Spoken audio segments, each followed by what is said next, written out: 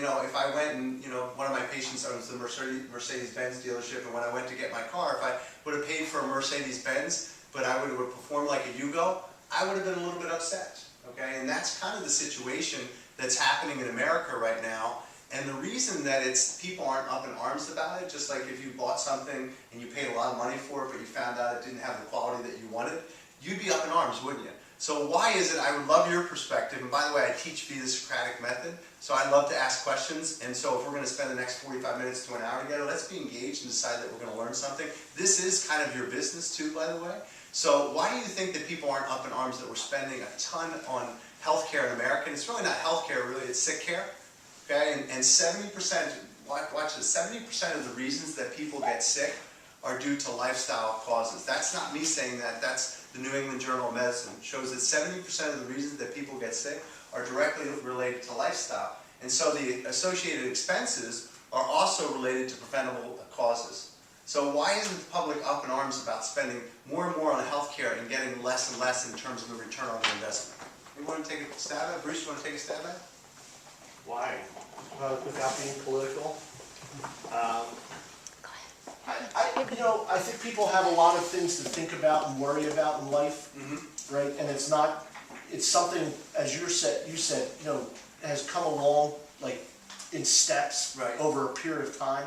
And only recently, like, do you really have people starting the conversation? So to me, things like this, and there's many more articles now. There's conversation. Not everybody's acting on it, but people know that we need to act on it. Now, things like this, like, all right, now give us the steps, right?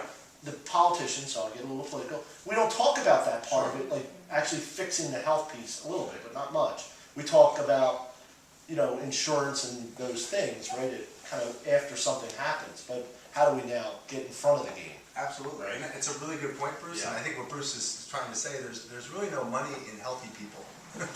All the money is in the sick people.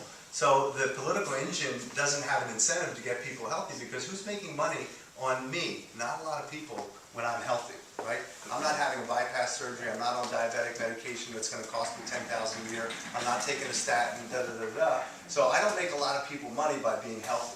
Okay, so there's not a lot of direct incentive to want to change the machine that we've created. The other thing is, what if the the end user, the actual person who has the healthcare policy, what if they were paying out of pocket every time they had to get on a medication?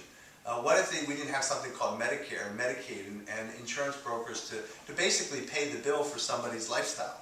Right? I always found it very interesting that if I'm a safe driver, I get discounts on my insurance, on my car insurance. But as a healthy healthcare consumer, not costing my insurance company a lot of money, nobody's writing me a rebate check.